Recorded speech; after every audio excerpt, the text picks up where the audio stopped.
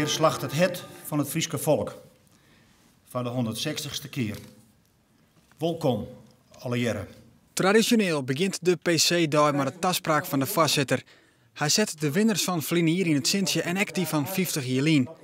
Dit jaar wordt de voorzitter onderbrutsen door de commissaris van de Koning, die een oorkonde van het bestuur had. Het is bijzonder, 160 jaar. En ze zijn al koninklijk. En ik heb vanuit het provinciaal bestuur een mooie oorkonde maken laten dat wij ons respect tot uiting brengen voor het bestuur wat zij dienen hebben in de oorronde jaren, maar wat ze ook in de komende jaren nog dwaan zullen hebben.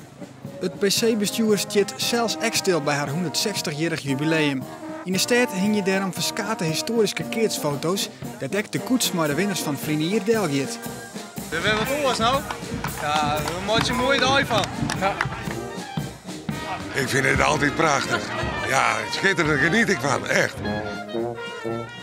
Wat verwacht je ervan? Een hele mooie dag. En dat we genieten morgen met z'n allen. En waar wint? Ik hoop, en dat hoop ik echt, Cornelis Terpstra. En wils de eerste slag slaan wordt, laat diezelfde Cornelis Terpstra jonken het Keertsveld nog even te ontspannen. De oud-winnaar van de PC had er jaren uitwest door een slimme blessure. Nog even de laatste voorbereidingen. Dat is wel nedig. Ja, tuurlijk. Het is uiteindelijk een beetje buiten ritueel. Dus ik hoop dat we gewoon lekker spelen, lekker keertsen en een soort plezier maken. En als je het wil.